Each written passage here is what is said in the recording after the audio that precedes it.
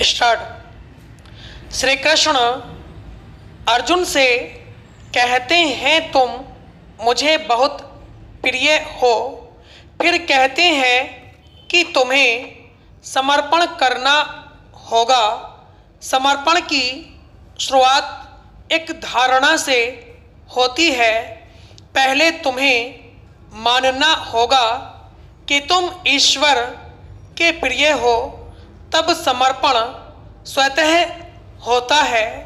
किसी भी लक्ष्य को एक निर्धारित समय सीमा में बांधने से जीवन शक्ति को एक दिशा मिल जाती है, परंतु इसके लिए कुछ कल्पना भी आवश्यक है।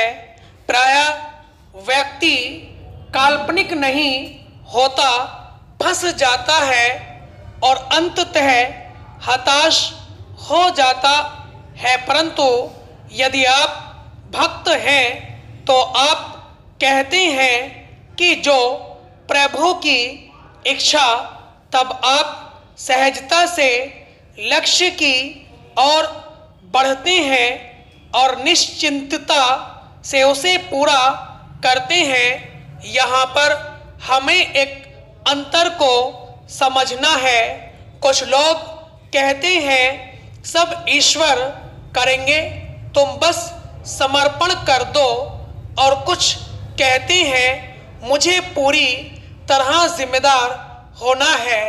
समर्पण है जो प्रभु की इच्छा हो वही हो, और जो प्रभु की इच्छा का अर्थ है समस्त संसार का दायित्व लेना। स्वभाव से ये एक दूसरे के विपरीत प्रतीत हो रहे हों, परंतु वास्तव में ये एक ही सिक्के के दो पहलू हैं। तुम जितना अधिक समर्पित होते हो उतने ही अधिक जिम्मेदार होते हो। जो गैर जिम्मेदार है वह समर्पण नहीं कर सकता। कोई गैर जिम्मेदार क्यों है?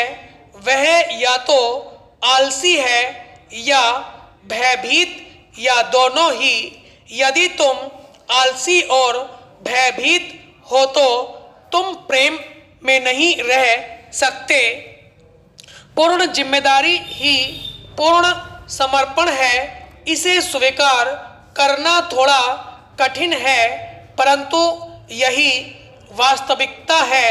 प्रायः लोग कहते हैं मैं जिम्मेदारी लेता हूँ या मैं समर्पित हूँ, पर मैं कहता हूँ कि ये दोनों साथ साथ चलते हैं। यदि तुम ज्ञान के प्रति समर्पित हो तो तुम ज्ञान को फैलाने के लिए प्रतिबद्ध होते हो। तुम जिम्मेदारी लेते हो कि ज्ञान की वृद्धि हो। जिम्मेदारी लेकर यदि उलझन महसूस करो, बाधाएं आए, तो समर्पण को याद रखो।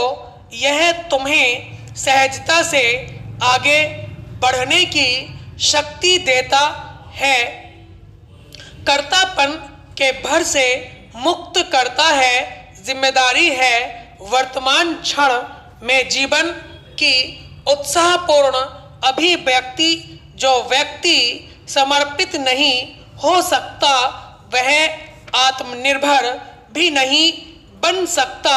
जैसे 50 रुपये के भीतर 10 रुपये निहित हैं, वैसे ही आत्मनिर्भरता में समर्पण निहित है।